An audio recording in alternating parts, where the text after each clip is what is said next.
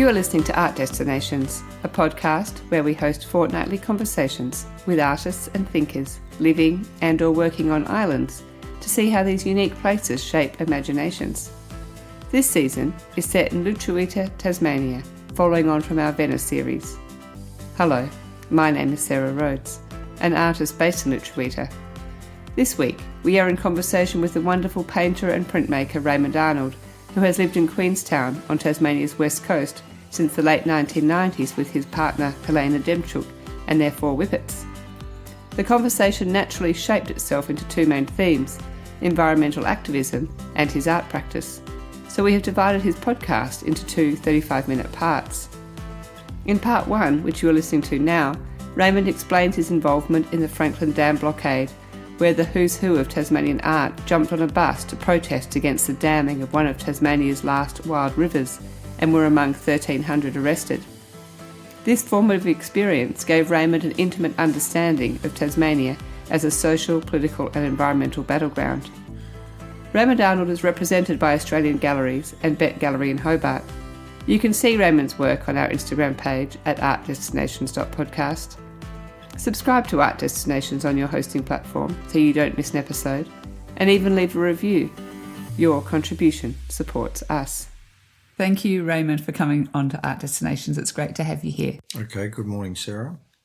I'd just like to acknowledge that this podcast actually was inspired by you. I went to a residency in Sicily, and I went to a little town on Mount Etna called Lingua, and it's a town built on the lava flows of the Black Rock.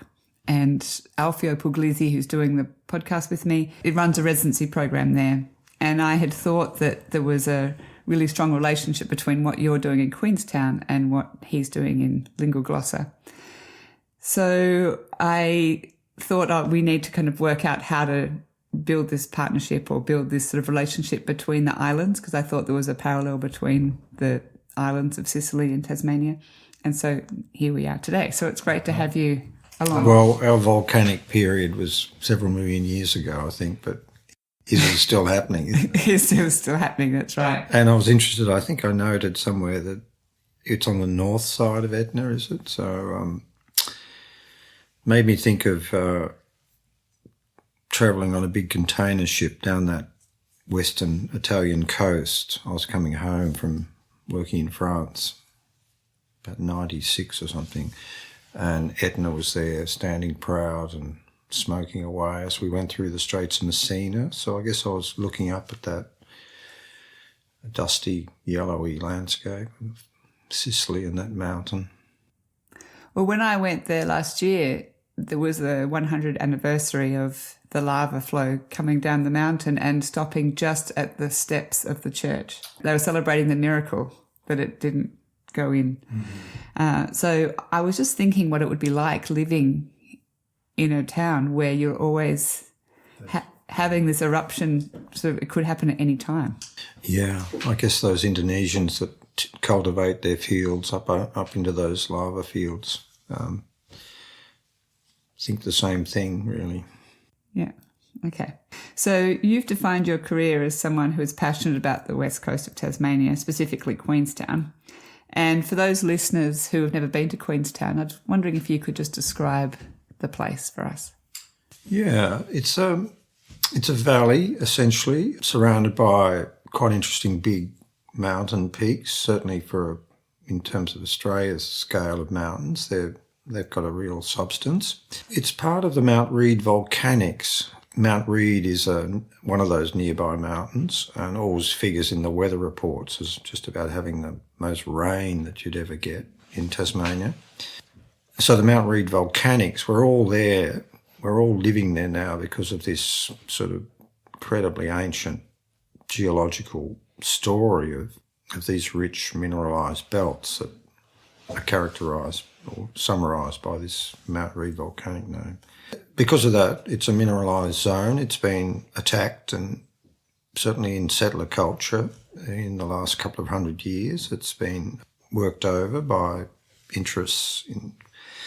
But before that, obviously, the Indigenous world flowed through those areas and we know they walked the coast for millennia, really. The great middens that stand along that west coast testify to that. We think we also know that elements of the inland were not exploited, but certainly taken up by the Indigenous, the ochre quarries here and there, that rich ochre beds, that they were traded. And then there's a really interesting phenomenon of an area just south of Queenstown, just south in the next valley actually, where there was an enormous meteor strike, again in ancient times, and it resulted in the local landscape or rock becoming glacified in a way through this impact, and it's become known as Darwin glass, mainly because it's situated near another one of these mountains called Mount Darwin. And so with elements of this glassy, little shardy sort of material has been found in different parts of Tasmania. So again, it must have been a useful tool or almost an artefact for Indigenous people. And there's the remarkable cave in the Franklin Valley that initially was called the Fraser Creek Cave, but then became known as the Kutakina Cave, and which I went to on a sort of strange little expedition in 1987 to prepare some work for the Australia's bicentennial. So it's got deposits in there that are 30, 40,000 years old and testify to a culture living under glaciers, living in the bottom of these valleys as giant ice caps moved and shaped the landscape above them in a way. And Tasmania was mostly a sort of, if it wasn't ice, it was sort of tundra in a way. So credible historical framework that I live within, and then a sort of relatively recent environment of chaotic exploitation by miners, leaving credible legacy issues with rivers and the surrounding mountain landscape. I first went there as a teenager after walking through the mountains of the national park and the overland track, and it had such an effect on me, that walk and that experience of visiting Tasmania from living in urban Melbourne. That sowed the seeds of wanting to live here and work here. But I hitchhiked into Queenstown as that 17-year-old, and it was still a very big mining town then. The Mount Lyell Company was still working hard there, and there was a smelters there, big sort of smelters and lots of industry, and the belching chimney thing, and it's become a bit of an icon of some of those early photos was in evidence. And so my connection began like I'm 74 now and I was 17 then. So, and then while I was teaching in Victoria as a young adult, I began walking most summers here, and I'd bring students that I was teaching, young kids over, and we'd walk the mountains. And we'd be passing through Queenstown. It was a pretty dark sort of place. The mine, the Mount Lyell Company, collapsed in about 94. Queenstown seemed to just slide into sort of mouldy neglect with lots of angry people there. But then another company came in called Copper Mines of Tasmania, and they thought they could make a go of that material that was obviously still there. And they were young, energetic people. The manager, Hamish Bohannon, was a big, tall guy, charismatic guy. He was great. I'd started bringing my university students there, and so this is why I know these people. I'd try and find these people and get them to talk to the students. The environmental manager was a Scottish woman, Isabel, and she was great too. So mid-90s, I had lots of contacts there. Every year I'd be there with young American study abroad students or Germans, and seeing it through their eyes all through that period. I found a little job come up at the art school, which was the break I needed to get to Tasmania on some sort of firm footing. It was a job, although I'd been looking through the 1970s at opportunities. And I'd recently shapeshifted from an art teacher to an artist by doing a sort of fairly late intervention into an art school in Melbourne. So I'd sort of developed a printmaking practice that allowed me to take up this little job at the art school, contract, part-time. The day after I got here to take up that job, Jeff Parr, the director of the art school, said, "Oh, Raymond, some of us are going to the West Coast tomorrow to be part of the Franklin protests." And so I found myself on a bus with art students and art teachers and art lecturers, and it was like an instant meeting of core people that were going to be important to me for the next decade or so. Gay Hawkes was sitting next to me, this little fiery redhead, and David Stevenson had only been in town a year from America, making pictures of hydro dams, and that was a big moment getting there. I'd already been a bit involved in the Franklin thing over that summer. After a big long walk, we'd been down to Strawn. So could you just quickly explain what the Franklin Dam protest was about? The Tasmania is through the 20th century, after some initial, very early, in world terms, establishment of hydroelectric because of the rainfall, obviously, and the mountainous terrain. The first one might have been here, pretty close to where we're talking, in Duck Reach. Turn of the 19th into the 20th century, a power station and hydroelectric power development. But almost the second one was in the mountains in this valley that I live in now, using a glacial lake called Lake Margaret. And the Mount Lyell Company built their own hydroelectric power station. So hydropower becomes a sort of motif and an almost essential part of a sort of developing economy in Tasmania. And then a premier called Eric Rees, who'd grown up on the West Coast, really went mad on it. And there were some big schemes through the mid-20th century, Tarraleer and quite famously and really interestingly, a lot of post-war migrant labour built a lot of it. So it had a sort of heroic dimension to it, certainly at that time. Whole legions of Polish servicemen would march almost up into the mountains there in their uniforms, straight off boats into Devonport to start building pipelines and canals and huge dams. Richard Flanagan's wonderful book, One Hand Clapping, is a bit about that. Yeah, so hydro is such a sort of feature in a prescient sort of way as in today's terms, like this alternative energy source that's quite remarkable. But hydro became a sort of almost like a state within a state, the power unto themselves. Governments didn't really matter, they could do what they like. And Pedder was the first casualty of that rampant vision of almost Soviet vision of Soviets destroyed one of the biggest freshwater lakes in the world by draining it, essentially. Yeah, the hydro just went mad, I think. And so Pedder was the first casualty, and that sort of created obviously a bit of a backlash that still ripples today through various campaigns.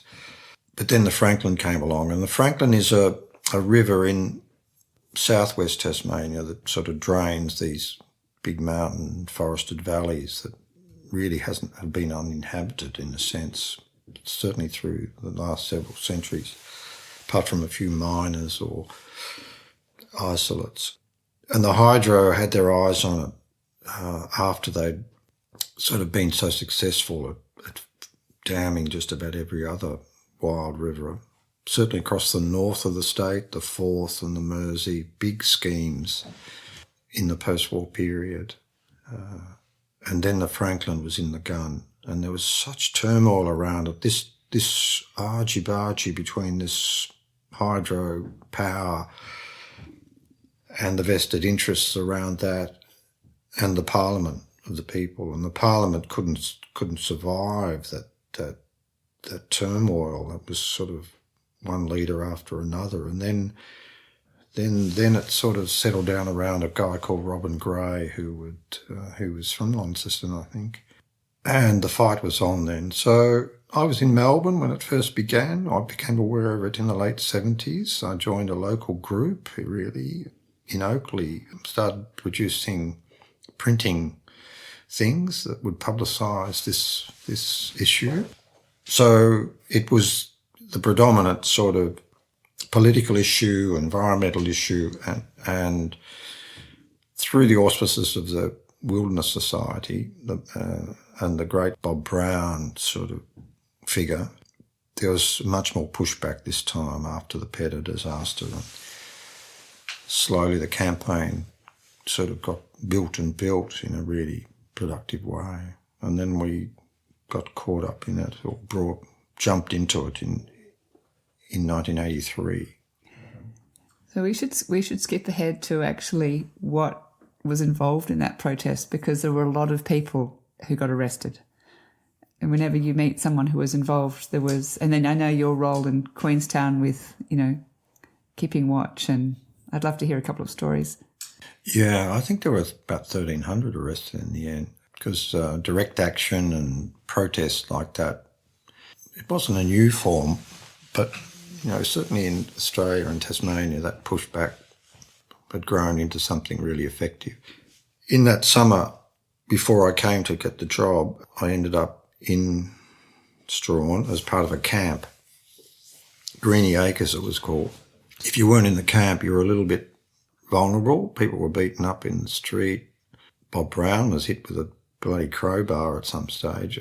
So we're in the camp. I was helping build the camp for a while. I didn't want to go upriver. Up into the Franklin was sort of the front line of it all, where they were going to build the dam. And so the Wilderness Society trained you up. You spent some time in this Greeny Acres after you'd arrived. Mostly young people, I suppose, like me, in their 20s or 30s or whatever, but not exclusively. The English botanist, film personality David Bellamy was there at one point talking to us, and other people like him. They asked for somebody to spend some time at night up near Queenstown on the road to Strawn, because in the few days before that, the Hydro managed to get this huge bulldozer that they were going to use upriver through to the Strawn Wharf without much trouble. And we thought we needed to sort of resist that a bit to stop this destructive machinery getting there. So I was an early lookout for a couple of nights up there, sitting all night. I just saw an etching I made about it yesterday. It's been donated to the museum. It was quite strange to see my 30-something-year-old self standing there in the night. So there were things like that. But then, as I said, I came to live, and within a day or two, I'm over there again with all these other artists. Artists for Wilderness, I think, was one of the banners.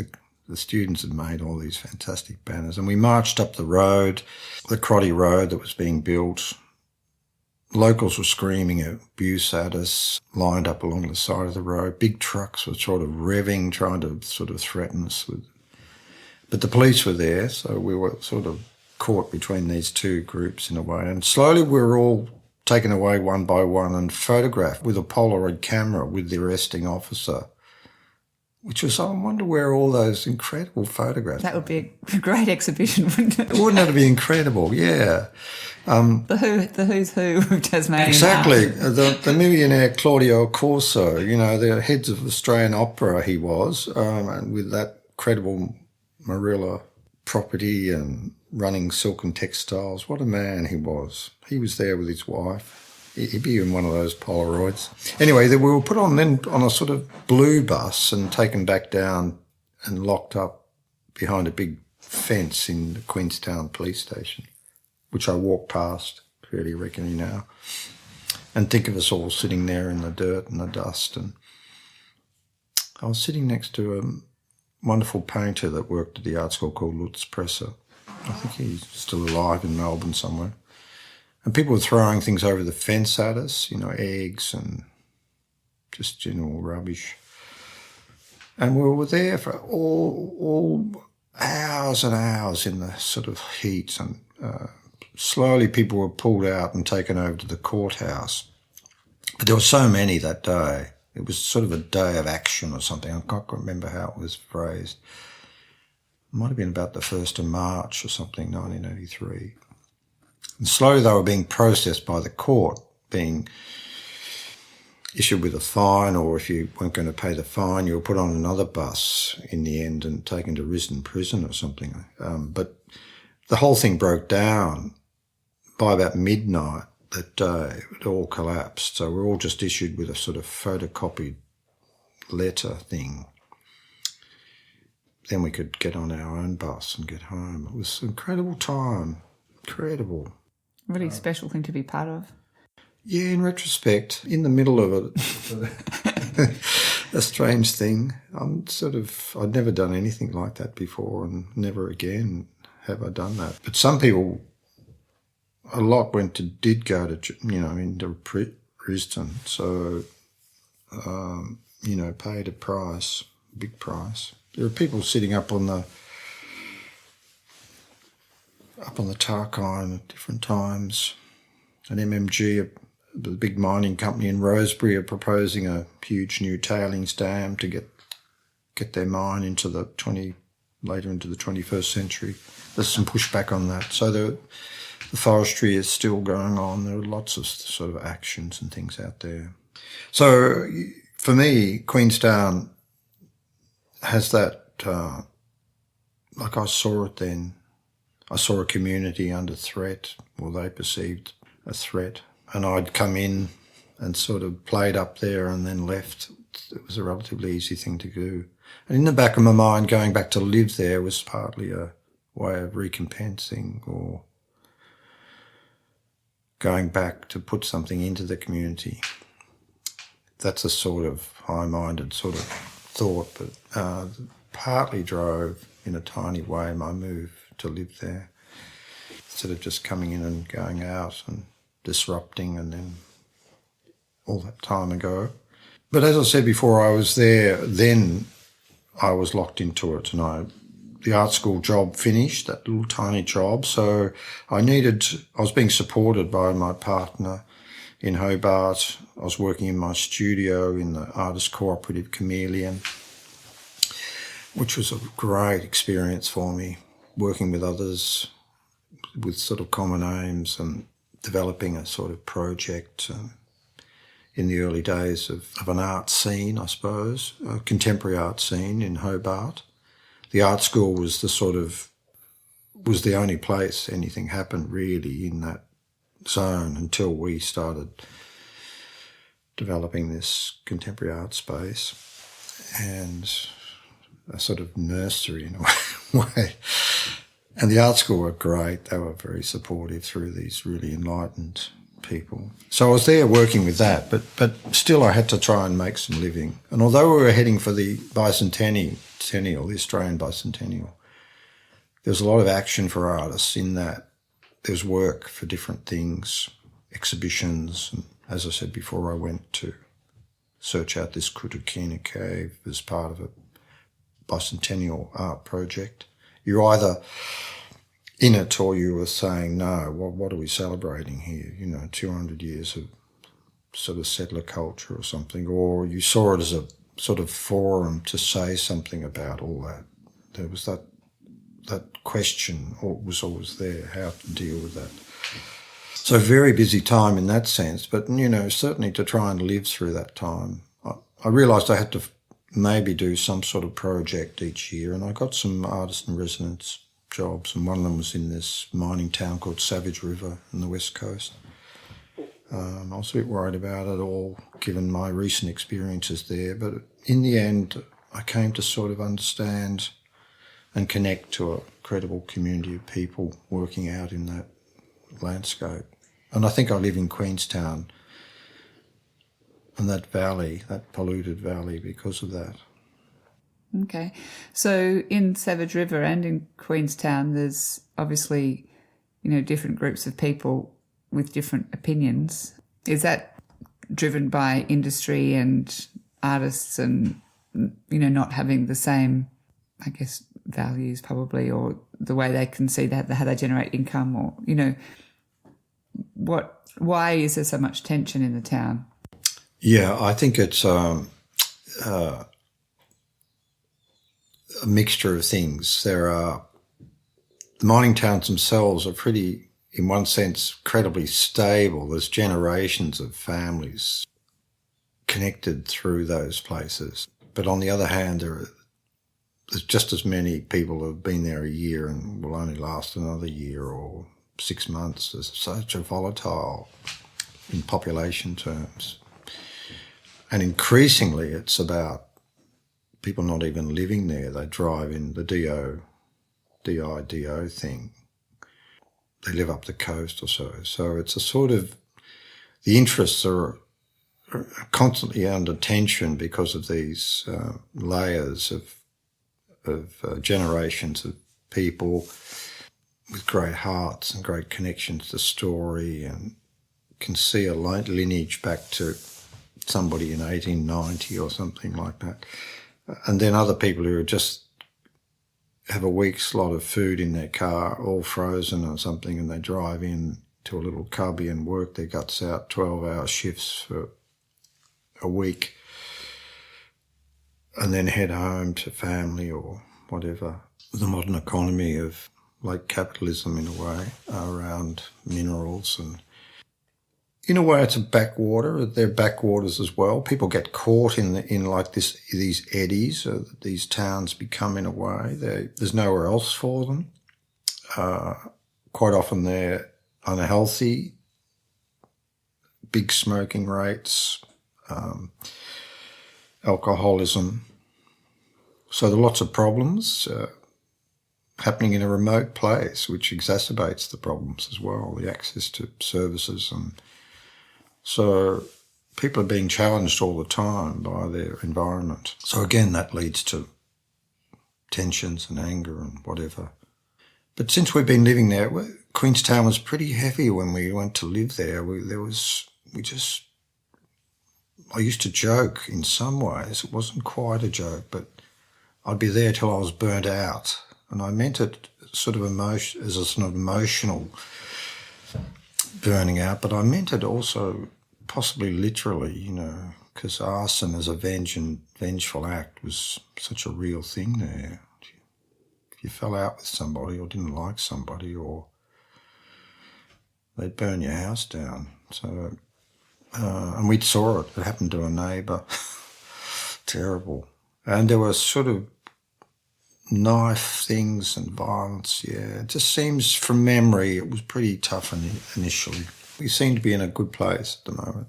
Yeah, there's a lot. Well, it's changed a lot, hasn't it? Dramatically for us over about 18 years. Solely focused on the mine, which was being run by a big Indian company. There'd be women in saris in the main street. My partner, Helena, would be meeting these women and making portraits of them, beautiful series of portraits. But the mine has been closed for a decade now, and a lot of the miners left, went off to Western Australia, or some went to China, one went to the Sinai Desert, wherever there's a mine there somewhere. And it's sort of a little more diversified now, the economy. The train has come back on track, to literally and figuratively. And it's a sort of keystone. That tourist economy is functioning pretty well. Yeah, and something about the arts. Something's happened. A lot of artists have moved there probably because of you. Yeah, our initial aim was to go there and try and, I think we had part of our sort of aim was to create some sort of way of getting artists to come and try and address some of the environmental issues, certainly, that were there.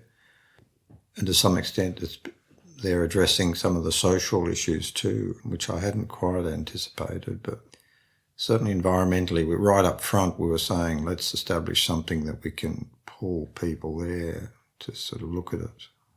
There might be some solutions or some ways of looking at this material. And it's amazingly it's happened. And almost not by having a sort of strategic plan, like a 5-year plan, just by having some general feeling and ambitions around things. And then a little miracle of we're involved with a community group running something called Project Queenstown, which had some strange little slogan like looking into the future through our past or something. And it was a community development organisation coming out of that those are local allegiances and families that were looking after themselves, so there's always had to do over in the West. Finding a way or make it is the sort of overused slogan for that, some of that stuff. And then we were at a meeting and we thought, let's have a festival or something. There are different sort of issues we can look at. Certainly the centenary of the terrible mining disaster was coming up in 2012, so we thought we could hang it on that initially. And they were a great success. We worked hard at it as a group, and and we were really, really pleased that it sort of drew a lot of past residents in. People knew they would meet the neighbour they hadn't seen for 20 years or so, because there's a incredible Queenstown diaspora. It was such a big town. At one stage it had 2 workforces through the late 70s, 80s into the early 90s. It had the mining workforce, but also had this sizable hydro workforce building the dams we've talked about. So it was pretty... And so you can be at a checkout in Hobart at Bunnings and the woman asks you what you're doing today. I'm going back home to Queenstown. Oh, I used to live there once. You get that so often, that Queenstown connection. So some of our early festivals sort of pulled in that diaspora in a big way. They were a great success. And then it became a bit more focused on the arts through the Unconformity project. Helena and I had done a project we called the Unconformity as part of one of the early festivals where we brought 4 artists into the town to work on different things. So we had the Unconformity, and then somehow Travis thought, let's go with the Unconformity. So that began, and it's been a remarkable thing, been big phenomena. We were trying to establish a geopark. This was our first sort of kite flying thing, about 2007 or so. We worked hard on the idea of a geopark, this sort of celebration of a sort of geological landscape. It's a UNESCO project. And there are about 58 of them around the world. And we thought that would be quite comfortable sitting cheek by jowl with the UNESCO World Heritage Area, which represents about 1/3 of the Tasmanian landmass. We'd be right on the edge of that. So Travis and I and some others worked hard on that for a few years till we were completely sort of clobbered by various vested interests, mining and whatever. I think because it had the park word in it. The park word was just the anathema to some factions. And then Travis resurfaces, and after doing a Churchill Fellowship looking at geoparks around the world, he gets a sort of world view into his big head, and that's where it really took off. Once he came back from that, I think, that's my feeling. He could see it all, how unique this place was, how it could relate to a world sort of scape in a way, and the opportunities out there. Then he got on with it, and it was remarkable. COVID completely flattened it, and he was lucky he just managed to get through that and run one more, and then he ran out of steam, and we've got a whole new sort of regime there, just arrive with all their new energy, and it's going to be great. Yeah, Lauren Cronmeyer is going to be. She's got a big vision, so that'll be great. Wow. Yeah. Thank you for listening to this first part of the 2-part series with Raymond Arnold. Next Tuesday, we will release part 2, where Raymond talks more specifically about his art practice. Be reminded about the next episode of Art Destinations Tasmania by subscribing to our fortnightly newsletter on our website, artdestinations.org. I'm your host, Sarah Rhodes. Ciao for now.